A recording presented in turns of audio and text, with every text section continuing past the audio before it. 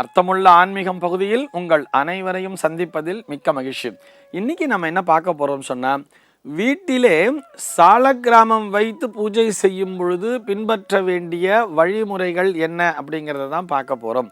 முதல்ல சாலக்கிராமம்னா என்ன அப்படின்னு சொன்னா, இது இந்த கண்டகி நதியிலிருந்து கிடைக்கக்கூடிய அந்த ஒரு விதமான உருண்டையாக இருக்கக்கூடிய கற்கள்.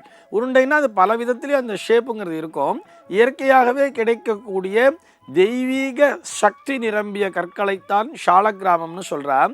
இந்த சாலக்கிராமமானது மகாவிஷ்ணுவினுடைய அம்சமாகவே பார்க்கப்படுகிறது. இதுலேயே கொஞ்சம் எலிப்டிக்கல் ஷேப்பில் இருக்கும், அது ஒரு நல்ல ஷைனிங்காக இருக்கும். அதை பானலிங்கம்னு சொல்லுவா, அது பரமேஸ்வர ஸ்வரூபம். அதிலேயே ஒரு விதமான உருண்டைகள், அதிலேயே ஒரு சில கோடுகள் மற்றும் ஒரு சில தட்டையாக இருக்கக்கூடிய கற்கள் அப்படிங்கிற மாதிரியான நிறைய இருக்கும். இவற்றை சாலக்கிராமம் என்று சொல்கிறார்கள். இந்த சாலக்கிராமத்தின் மீது மகாவிஷ்ணுவினுடைய அந்த தாக்கமானது அதிகமாக இருக்கும். இந்த சாலக்கிராம கற்களை சாக்ஷாத் விஷ்ணுவினுடைய ஸ்வரூபமாகவே வைத்து வணங்குகிறோம். இதை வீட்டில் வச்சு வணங்கும் போது என்ன பண்ணணும்னு சொன்னால், தினசரி கண்டிப்பாக அவற்றை பூஜிக்க வேண்டும். காலை மாலை இருவேளையுமே பூஜை செய்ய வேண்டும் அப்படின்னு சொல்றது. முடியல அப்படிங்கிற பட்சத்தில் ஒரு வேளையாவது கண்டிப்பாக அவற்றை பூஜிக்க வேண்டும், பூஜை செய்ய வேண்டும்னு சொன்னால் அதுக்கு நிச்சயமாக அபிஷேகம்ங்கிறத பண்ணணும். அதாவது ஒரு உத்தரணி ஜலம் விட்டால் கூட போகிறோம், கொஞ்சமாக ஜலம், கொஞ்சம் பால் அபிஷேகம், மறுபடியும் ஒரு உத்தரணி ஜலத்தை விட்டுட்டு அதனை தொடச்சிட்டு அதுக்கு சந்தனம் குங்குமம் வைத்து மகாவிஷ்ணவே நமஹா அப்படின்னு சொன்னாலே போரும். நமக்கு மந்திரம் தெரிஞ்சால் நம்ம கேசவா, நாராயணா, மாதவா, கோவிந்தா, விஷ்ணு, மதுசூதனா, திரிவிக்ரமா, வாமனா, ஸ்ரீதரா, ரிஷிகேசா, பத்மநாபா, தாமோதரா என்றும் சொல்லி வணங்கலாம். இந்த 12 திருநாமங்களை கொண்ட ஒரு 12 சாலக்கிராமங்களை வீட்டிலே வைத்து வணங்கினால் 108 திவ்ய தேசங்களுக்கும் சென்று வணங்கிய பலனானது கிடைக்கும் அப்படின்னு சொல்லி நம்முடைய புராணங்கள் நமக்கு சொல்கிறது. 12 சாலக்கிராமங்களையும் வைத்து வழிபடுபவர்களும் இருக்கிறார்கள், 12க்கும் மேற்பட்ட சாலக்கிராமங்களை வைத்து வழிபடுபவர்களும் இருக்கிறார்கள். அவ்வளோலாம் நம்மளால முடியாதுன்னு சொன்னா ஒரே ஒரு சாலக்கிராமம் மட்டும் வச்சு கூட நம்மளால பூஜை செய்ய முடியும். ஆனால் அங்கே தேவை என்னன்னு சொல்லி பார்த்தோம்னா, மடி, ஆச்சாரம், அனுஷ்டானம் அப்படிங்கிற மாதிரி ரொம்ப அதிகமாக பார்க்கணுங்கிற அவசியம் இல்லை. டெய்லி ஸ்நானம் பண்ணிட்டு வந்தோமா, வந்த உடனே அதுக்கு ஒரு உத்தரணி ஜலம் விட்டோமா, கொஞ்சம் பால் விட்டோமா, மறுபடியும் ஒரு உத்தரணி ஜலத்தை விட்டுட்டு அழகாக சந்தன குங்குமத்தை வச்சுட்டு பிரார்த்தனைகளை செய்து கொள்ள வேண்டியது. வீட்டிலேயே நம்ம துளசி செடி வச்சுருந்தோம்னா 2 துளசியை பறித்து அதன் மேலே வைத்தாலே போதுமானது. ஆனால் அதற்கு நெய்வேத்தியம் என்பதை செய்துவிட வேண்டும்.